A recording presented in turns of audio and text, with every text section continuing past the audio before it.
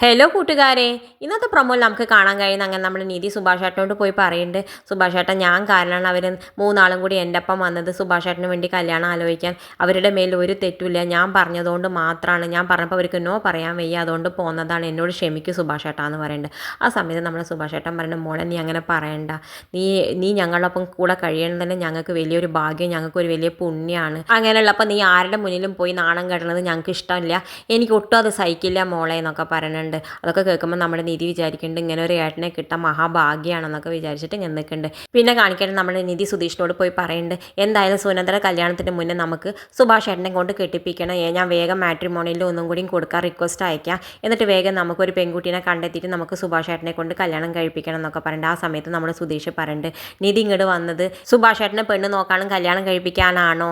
നിധി വന്നിട്ട് നല്ലൊരു ജോലി കണ്ടെത്താനല്ലേ, നീ അത് നോക്ക്, എന്നിട്ട് നിൻ്റെ ജീവിതം നീ നോക്കുക, അല്ലാതെ നീ സുഭാഷ് ഏട്ടൻ്റെ പിന്നിൽ നടക്കണ്ടെന്നൊക്കെ പറയുന്നുണ്ട്. എന്തായാലും നിധി പറയുന്നുണ്ട്, എനിക്ക് പറ്റില്ല, എനിക്ക് എന്തായാലും സുഭാഷ് ഏട്ടന് ഒരു പെൺകുട്ടീനെ കണ്ടെത്തിയിട്ട് കല്യാണം കഴിപ്പിക്കണം എന്നൊക്കെ പറയുന്നത്. ഇതൊക്കെ കേൾക്കുമ്പോൾ നമ്മുടെ സുധീഷിന് വലിയ സന്തോഷമാവുന്നുണ്ട്.